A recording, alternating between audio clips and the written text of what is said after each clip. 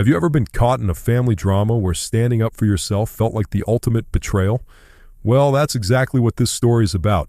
A girl who's had enough of being the family's doormat, and now she's ready to make some tough decisions. But was she right? Stick around to find out. Here's how it all started. My sister, Emily, is 6 years older than me. She's always been the golden child, perfect grades, perfect job, and now, the perfect wedding. Meanwhile, I was just her kid sister, the one expected to go along with whatever she wanted. When she got engaged, I was genuinely happy for her.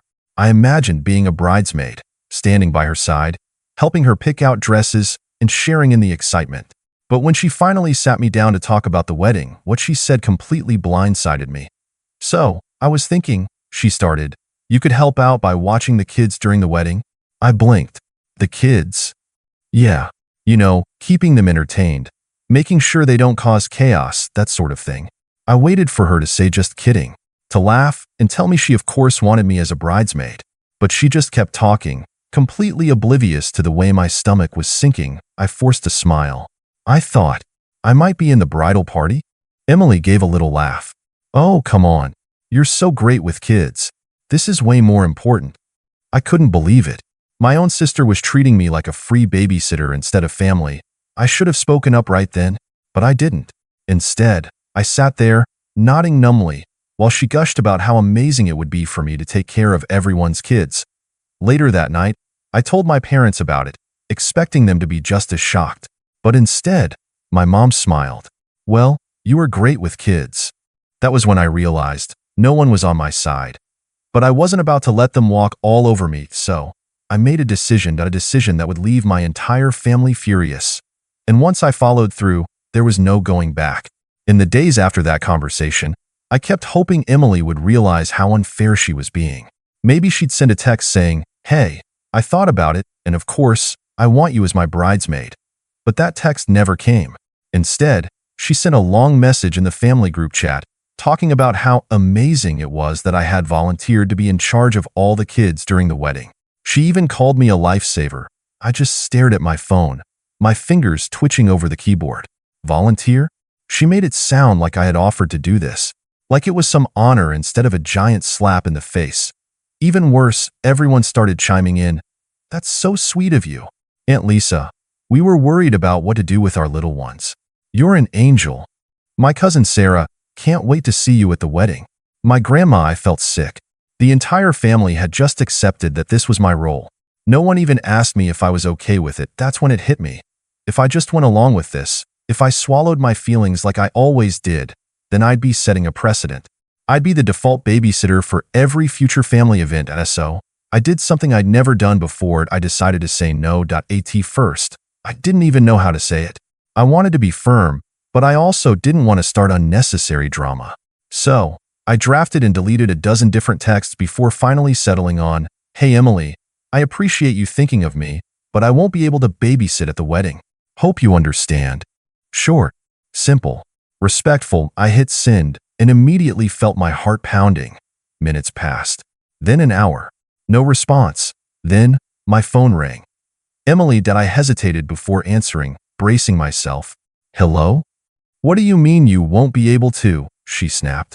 "You're literally coming to the wedding anyway. What else would you be doing?" I clenched my jaw. I was planning on, I don't know, actually attending my sister's wedding as a guest? She scoffed. "Come on, it's not like babysitting is a big deal. You just have to keep an eye on them. It's one day. Can't you just do this for me?" "You mean like how I could have been your bridesmaid instead?" There was silence on the other end. Then she let out an exasperated laugh. "Wow, so, this is about that? You're actually mad?" "Yeah, Emily, I am." My voice was shaking, but I didn't back down. "I'm your sister, and instead of treating me like family, you stuck me with a job no one else wanted." "It's not a job." "Yes, it is. You assigned me a role without asking. And now you're mad because I said no?" She made a frustrated noise. "I don't have time for this. Are you babysitting or not?" I took a deep breath and said, "No, I'm not." There was a long, tense pause, then she muttered, "Fine, do whatever you want." She hung up, and that's when the real drama began. Because the moment my parents found out, all hell broke loose. The next morning, I woke up to a flood of messages from my mom. What is this I'm hearing about you refusing to help your sister? You're being selfish. It's just one day. Call me. Now that I sighed, already feeling the headache coming on. But before I could even think about responding, my dad called that I hesitated but picked up. Hello? What's going on with you and Emily? He asked. His voice tight, I let out a slow breath. She asked me to babysit instead of being a bridesmaid, and I said no. Silence. Then a sigh. Look, kiddo, I get that you're upset, but weddings are stressful. Maybe this was just the easiest way for her to handle things. Easiest for her, not for me. She's your sister. Exactly. Which is why she should have treated me like family, not free labor. He didn't respond right away, and for a moment, I thought maybe, just maybe, he understood. But then he said, this isn't worth tearing the family apart over. I gritted my teeth. I'm not the one tearing the family apart. I just said no to something I never agreed to in the first place.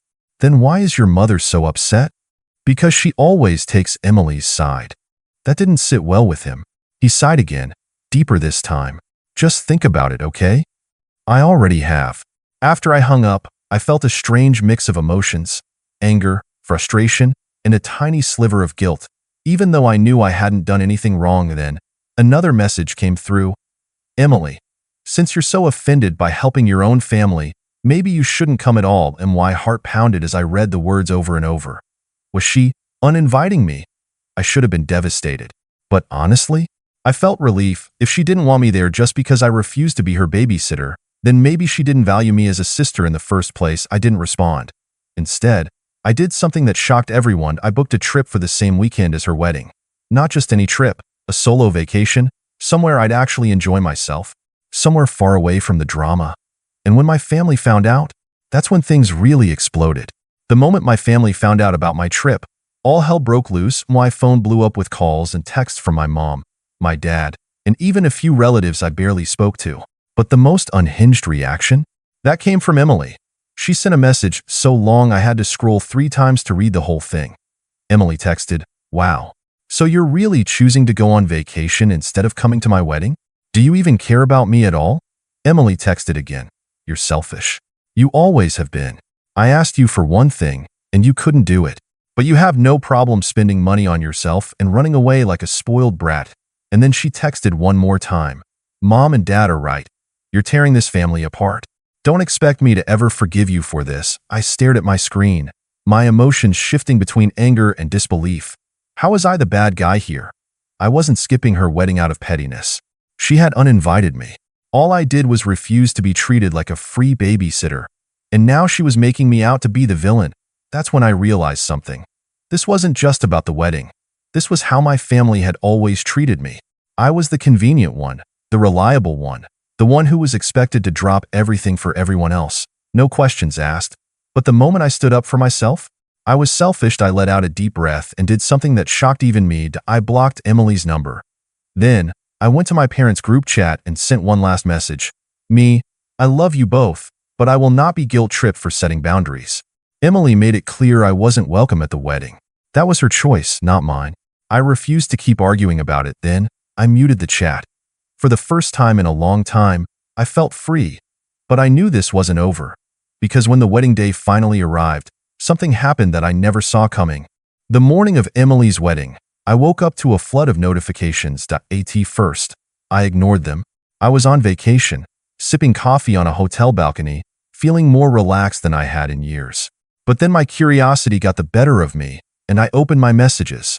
The first thing I saw was a picture. Emily, in her wedding dress, standing at the altar, and behind her, an absolute disaster. The kids, the same nieces and nephews she had planned to dump on me. They were running wild. One was crying at the front of the aisle, another was trying to grab the wedding cake, and a third had somehow smeared frosting on Emily's dress. The caption? Aunt Linda. This could have been avoided. I scrolled down, finding more messages from relatives. Cousin Rachel. OMG. The kids are out of control. I feel so bad for Emily. Uncle Jeff. No one's watching them. Total disaster. The ceremony had to pause twice. Mom, I hope you're happy. This was supposed to be your job. I blinked at the screen. My job? No.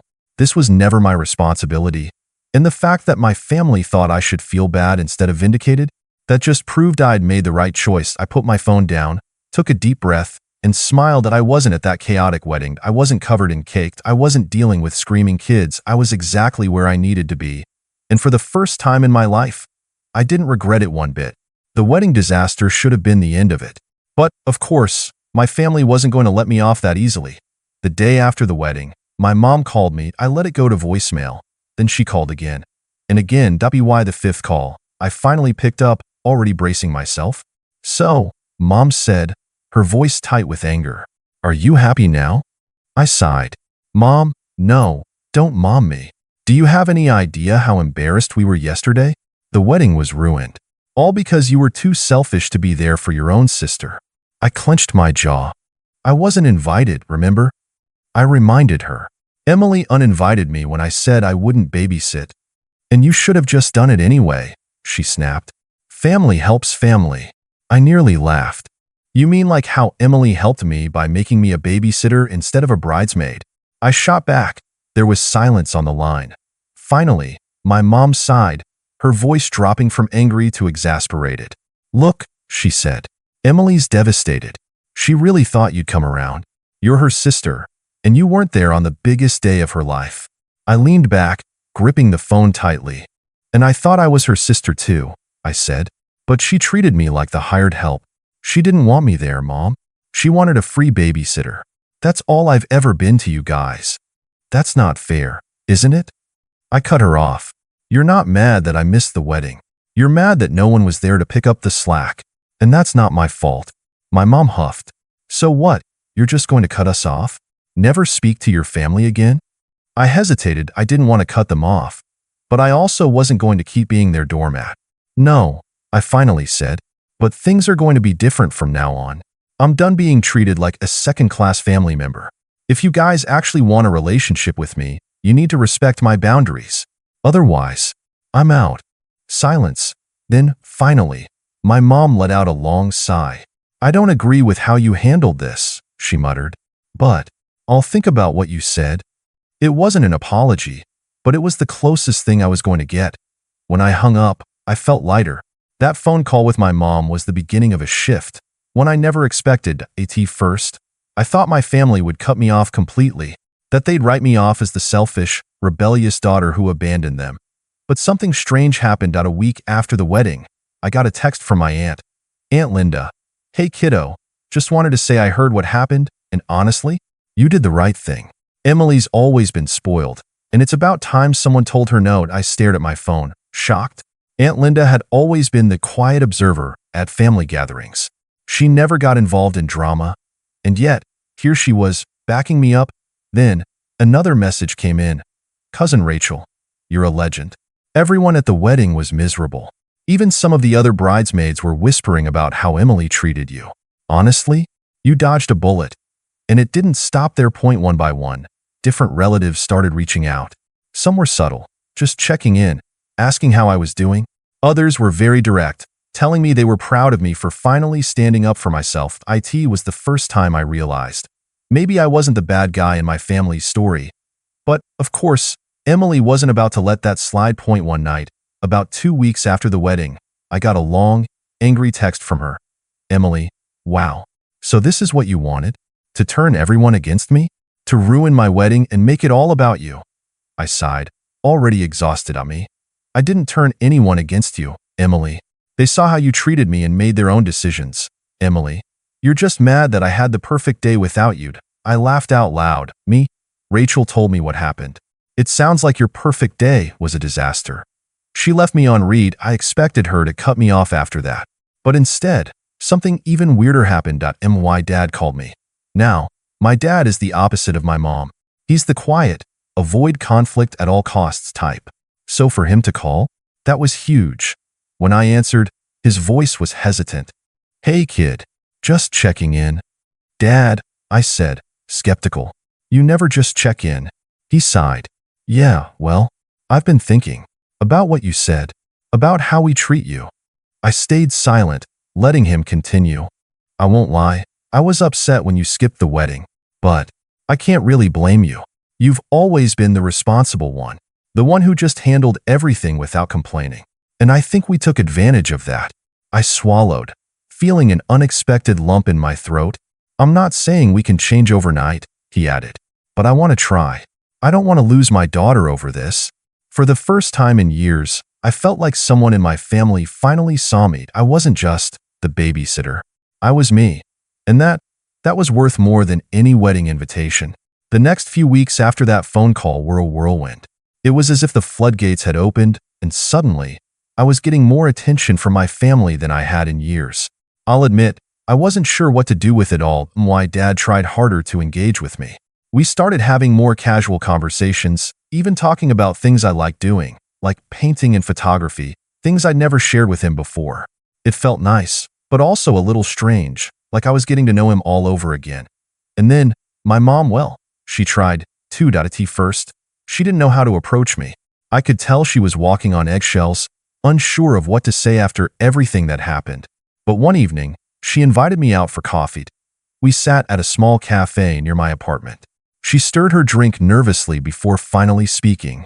I want to apologize, she said, her eyes not quite meeting mine. For everything.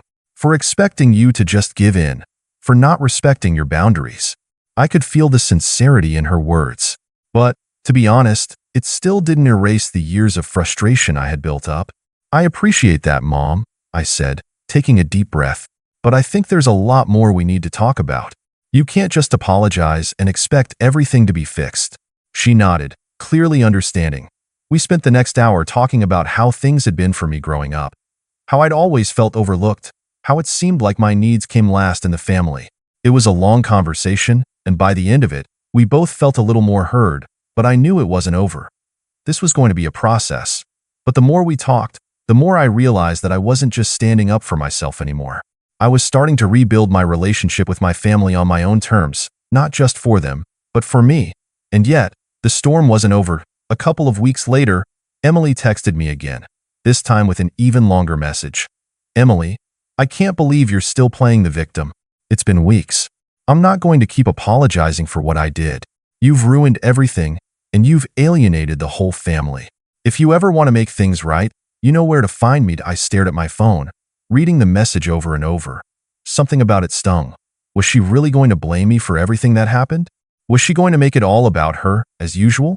I was done letting people manipulate me into feeling guilty to me. I'm not playing the victim. I'm just choosing not to be your doormat anymore. If you want to continue playing the blame game, that's your choice. But I'm not interested. I hit send, and immediately, Emily had crossed a line, and I wasn't going to let her pull me back into the toxic dynamic that had controlled me for years. After all of this, I started to focus on things that actually brought me joy. I booked a trip with my friends to a small beach town, something I'd been wanting to do for ages, but never had the chance because I was always stuck watching my siblings or helping my parents. I didn't have to answer to anyone, and for the first time in a long while, I felt like I was living my own life. But the calm didn't last for long. One day, a few weeks later, I got a surprise message from my mom. Mom texted, "Can we talk? I've been thinking more about our conversation, and I think we need to have a real heart-to-heart." I felt a little uneasy. It wasn't that I didn't want to talk to her. I did. It was just that, after everything that had happened, I wasn't sure what this would mean. Would it be another apology? Another round of guilt tripping? But I agreed to meet her at a park near my apartment, just to see where it would go. When I got there, she was already sitting on a bench, looking more relaxed than I'd seen her in a while. We greeted each other, and for the first time in a long time, it felt like we were just two people, rather than mother and daughter tangled in years of unspoken resentment. She looked at me, her face softer than usual. "I've been reflecting on everything," she began. "I know I haven't been the best mom, and I don't expect you to forgive me overnight, but I need you to understand that I'm trying. I want to be better for you. For all of us." Her words were more than just an apology. It was like she was showing me a side of herself that I'd never really seen before. "I get it, Mom," I said, my voice calmer than I thought it would be. "I'm not asking for everything to be perfect, but I need you to understand that I can't keep being the backup plan." She nodded. "I know. I'll do better. I promise." We sat there for a while, talking about our relationship, really talking, something we hadn't done in years. It was hard, but it felt right. But of course, nothing is ever simple with my family. The following week, Emily texted again. "Emily, I know I've been harsh, but we need to talk. "You're my sister, and I want to fix things." I stared at the message for a moment. Had she actually changed? Or was this just another round of her playing the martyr to make herself look good? I decided to respond. I'm open to talking, but I need you to understand that I'm not going to let you walk all over me anymore. If you want to fix things, we need to have a real conversation. I hit send, feeling a mixture of hope and doubt. Would this be another attempt at manipulation? Or was Emily finally ready to take accountability for her actions? It wasn't the resolution I expected, but maybe that's how life goes. Not everything can be fixed with a simple apology or a quick fix. Sometimes, you have to let things evolve over time, and sometimes, you have to let go of the idea of perfection. But at least now, I had control. I was no longer the one scrambling to please everyone else. I had found my voice, and I wasn't about to lose it again. What do you think? Did she do the right thing by standing up for herself, or should she have just let it slide for the sake of family peace? Drop your thoughts in the comments below. I want to hear your take on this. And if you enjoyed this story, don't forget to like, subscribe, and hit the bell so you never miss out on more stories like this.